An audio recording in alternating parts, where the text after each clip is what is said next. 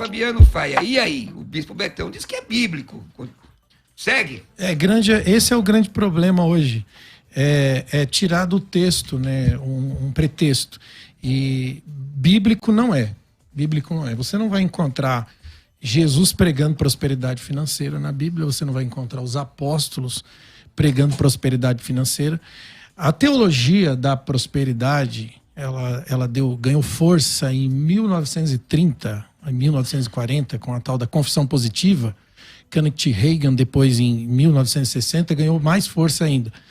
E as teses são: Deus quer que você prospere. Isso acabou de ser citado pelo pastor Bispo Betão aqui, né? E usam aquele texto, João 10:10, dizendo que vida em abundante, né? Que Jesus veio para que você tenha vida e vida em abundância. A segunda tese da teologia da prosperidade é que Deus já conquistou a nossa prosperidade na cruz. Usam aquele texto, 2 Coríntios 8:9, que sendo rico por amor de vós, fez pobre para que vocês sejam ricos. E aí eles fazem o tripé da salvação em 3 bases: vida eterna, saúde e riqueza. E está baseado nesses 3 pontos. E está aí, são bases que para mim são bases heréticas, são textos tirados fora de contexto, e não tem toda a base e o conteúdo. O outro argumento é a lei da semeadura. O outro argumento é a tal... não explicam o propósito da semeadura, embora exista a lei da semeadura, mas simplesmente pregam a lei da semeadura como quem vai simplesmente adquirir algum benefício, e existe propósito por trás do dinheiro, e o propósito por trás do dinheiro não está na individualidade do ser humano, mas está na coletividade. E quando você tira o propósito da coletividade e traz para o individual, isso é separado. Isso é separado do Criador, isso é caído. E isso faz com que as pessoas alimentem as concupiscências humanas. E a gente sabe que a natureza caída é regida pelas 3 bases da concupiscência, que é o orgulho humano, a ostentação por riquezas e desejos carnais. Então, eu acho que se o Bispo Betão tem bases bíblicas, isso é ótimo, a gente pode discutir essas bases bíblicas e vamos para frente. Bom, ele fez longa, fica à vontade mesmo o texto. Ele colocou pelo menos 2 textos, ele colocou aqui para o senhor. Ele colocou Kenneth Hagin e colocou a teologia da prosperidade. Nós não estamos discutindo aqui teologias e nem teologices. Nós estamos discutindo princípios bíblicos. Então, não deve ser teologia, né? Não é teologia. Só um minuto, pastor. Não é teologia. Agora vamos ouvir o Bispo Betão. Não é a teologia. Vamos lá. É o princípio. Deus não pediu para ser estudado, inclusive, né? Ele falou que ele vai se revelar, nós vamos buscar. Mas isso é um parênteses em questão de dizer teologias A, B, C. Os teólogos dividiram a Bíblia em várias teologias. Os princípios da Bíblia, nunca ninguém vai alterar. A prosperidade que existe na semente, então, se você vai discordar que Deus quer que o homem prospere, então você vai ter que arrancar vários textos da Bíblia, porque Deus quer que o homem prospere. Não vou discordar Agora, disso. Tá? A prosperidade não é o capitalismo. A prosperidade não é o acúmulo de dinheiro. A prosperidade não é você exacerbar nas suas contas e dizer que você tem mais, outro tem menos. Isso é ganância, isso é orgulho, isso é inveja. É uma série de coisas que não acontece só com dinheiro. Acontece com outras coisas também, onde você pode exercer orgulho, inveja, ganância. Então, vamos separar as situações, todas as deformações. Ele começou com Kenneth Hagin, começou com confissão positiva. Não é esse o assunto. O assunto é o princípio bíblico de você dizer que Deus quer que você prospere. Atzlachá, a palavra prosperidade em hebraico, que era até uma saudação. Quando você encontra a pessoa em saúde, você fala Shalom Brahá Atzlachá, que você seja em paz, abençoado e próspero. Então a prosperidade, ela é de Deus. Deus quer que as suas finanças não sejam controladas por Mamon, que é aquilo que ele declarou que era Deus. Então a grande competição da tua adoração a Deus é feita com Mamon. Então você não vai usar Mamon para prosperar, você prospera contra Mamon, a favor dos princípios espirituais. 3 deles irrefutáveis: a semeadura e a colheita. Não estou dizendo da motivação, estou dizendo do princípio. O princípio da semeadura e colheita. O princípio da consagração da primícia. Então você consagrou e o Senhor vai abençoar, porque você consagrou. Você semeou e você colheu. Você consagrou, e ele pediu a consagração. E o princípio da distribuição. O dinheiro estava onde? Aos pés dos apóstolos. Então dizer que não existe. O dinheiro estava aos pés dos apóstolos. Se existiu uma antigravitacional força, né, que dos pés foi para o bolso, do bolso para o coração, do coração para a cabeça, explodiu todo mundo, isso é a situação a lamentar. O dinheiro estava aos pés dos apóstolos porque eles faziam distribuição. O primeiro ministério da igreja foi a distribuição. Diáconos foram eleitos para distribuição. Hoje eles servem pãozinho na ceia. É uma pena que a distribuição também tenha sido tão empobrecida. Então é irrefutável a semeadura, a consagração e a distribuição, princípios esses que vão lhe trazer prosperidade, quiçá financeira. Bom, agora os irmãos fiquem à vontade. Uma questão que eu quero colocar aqui aos senhores, bom, o tema é esse aqui, ó. É bíblico pregar prosperidade financeira. Quer dizer, eu subo ao púlpito e digo, ó, você que está me ouvindo aqui, Deus quer te dar dinheiro. É bíblico isso? Deus quer prosperar você, porque nós ouvimos muito isso, meus irmãos. Excesso vai existir. Vocês concordam? Você subir num púlpito para falar assim, aqui vai ter dinheiro, isso é um excesso. Isso é uma falta de responsabilidade e a motivação sua fica clara. Agora, é bíblico pregar prosperidade financeira? Yes, can, we, see. Então tá. Todas as línguas. Cadê o texto bíblico? Quais são os textos que sustentam essa pregação? Pastor Fabiano Faia. Então, o que acontece? Talvez eu não discorde de alguns pontos, né? Ouvindo o Betão falando. Talvez sim, talvez não. Mas vamos lá. Eu entendo o real propósito do dinheiro na vida humana. Dentro do tema do assunto que nós estamos aqui no debate, pregação de prosperidade financeira, eu não consigo encontrar biblicidade nisto. Mas eu consigo encontrar na Bíblia o propósito do dinheiro na vida humana, na vida da pessoa. Por exemplo, pastor, o senhor concorda com a lei da semeadura, ok? Você não concorda? Eu concordo. Ah, ok. Eu quero que o senhor me diga qual é o propósito da lei da semeadura. É que a semente se multiplique num fruto e o fruto tenha muitas sementes, o princípio da multiplicação. Na vida da pessoa. Em qualquer circunstância, porque a semente está ligada à palavra, a semente está ligada à sua obra. Essa é a semente. Tem a semente, o trabalho e o descanso. Então para o senhor, o propósito da lei da semeadura é você dar para receber de volta. Não coloque palavras na minha boca, em primeiro lugar. E não reduza os pensamentos, né, de maneira tão simplista. O debate aqui existe, a gente gosta de apimentar porque é para aumentar a audiência, ok? Nós não estamos... Tu dizes, tudo tranquilo. Tá nós não estamos aqui dizendo que pega, não pega. O pastor Coronel falou dos excessos. Então só me dá uma definição clara do propósito. Alguém subir no púlpito e dizer, você vai ficar milionário. Não. O propósito é que a prosperidade, ela está na Bíblia. E ela se aplica ao quê? À minha saúde, à minha finança, ao meu ministério. E, aliás, é uma palavra muito simples. Tudo o que fizer, prosperará. Então, você não pode excluir a situação financeira da prosperidade como princípio, seja ele na semeadura, onde a semente vem, vai encontrar, inclusive, vários resultados adversos. Vai encontrar aves do céu, vai encontrar espinhos, vai encontrar pedregulhos, mas vai encontrar a boa terra. Então a prosperidade é um princípio dos céus estabelecido na sua saúde. Sua saúde prospera ou definha? Não, minha saúde prospera. Graças mas a pergunta Deus. Não é a saúde, pastor, então, é financeiro.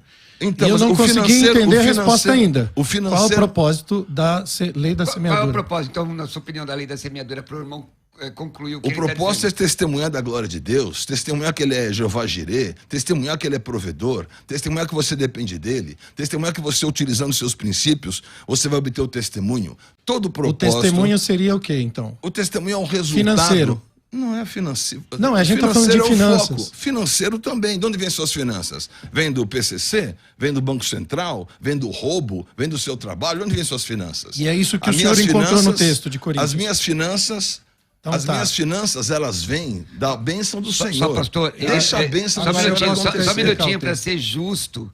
O bispo Betão não citou o texto de Coríntios. Quem citou o texto de Coríntios foi o senhor. Lei da semeadura está no texto de Coríntios. Então vamos lá. Mas ele não citou. Quem citou foi o senhor. Então ele respondeu a sua pergunta. E agora o senhor analisa.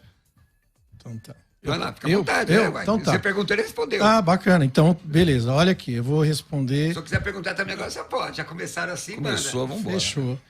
Bom, eu vou explicar a lei da semeadura, que é a resposta que eu esperava do Bispo Betão é exatamente essa mesmo, né? Que é glorificar através do testemunho. Ou seja, se eu me enriqueci, glória a Deus pela minha riqueza. Só que não é isso que a Bíblia está dizendo. Olha, 2 Coríntios 9, 7, depois que ele fala da lei da semeadura, o texto explica o propósito da prosperidade. Cada um dê conforme determinou no seu coração, vírgula, não com pesar, nem por necessidade. Deus ama quem dá com alegria. E aí ele vem explicando qual é o propósito do dinheiro na vida da pessoa. Deus é poderoso para fazer que seja acrescentada toda a graça, Glória para a Deus. que em todas as coisas, em todo tempo, em tudo que é necessário, vocês transbordem em toda boa obra. Testemunha. Em toda boa obra. Vamos lá. Como está escrito, quais são essas boas obras? Distribuiu, deu os seus bens aos necessitados. A sua justiça permanece para sempre. Aquele que supre a semente e que semeia o pão que come, também lhe suprirá e aumentará e fará crescer o fruto da justiça. Vocês são enriquecidos de todas as formas, para que vocês possam ser generosos em todas as ocasiões, por nosso intermédio, e a sua generosidade resulte em ação de graças. Então, o propósito aqui não é glorificar Deus pelo que eu conquistei, mas é glorificar a Deus por aquilo que eu compartilho. O propósito do dinheiro na vida do homem está no compartilhar. Prosperidade tem propósito, e esse propósito é repartir com quem não tem, é ajudar quem precisa, e não simplesmente a autoglorificação, que é o que está acontecendo nos púlpitos da igreja hoje, onde nós estamos vendo a distorção da pregação sobre finanças. As pessoas são atraídas pelo bolso. Vem para o culto da campanha do milagre que você vai receber prosperidade. Aí as pessoas são atraídas por uma proposta que é individual, que não rege, que não fala sobre generosidade, que não fala sobre compartilhar, que não fala sobre dividir, de partir o pão. Então, a prosperidade bíblica perde propósito quando você não coloca o que diz as Escrituras. Você Então, ouviu os 3 princípios que eu anunciei? Você lembra, né? Pode repetir para mim o que eu falei? Pode falar, pastor. Você esqueceu. Quais são os 3 princípios? Ah, ele esqueceu. Acabei de falar. Você está aqui para debater ou para jogar os seus argumentos contrários a alguém que pensa que é um herege? Então, vamos colocar. Sendo honesto, Vamos colocar. eu sendo honesto de novo. Vamos colocar. Ele não lhe chamou de herege, Vamos colocar. nem insinuou. Vamos colocar uma situação clara aqui. O que nós falamos, quais são os 3 princípios? Semeadura. Repete. Semeadura, para você não esquecer. O segundo foi consagração. Repete. O pastor. Consagração. Respeitosamente. E o terceiro qual foi? Respeitosamente. Distribuição. Pastor, meu amigo, bispo.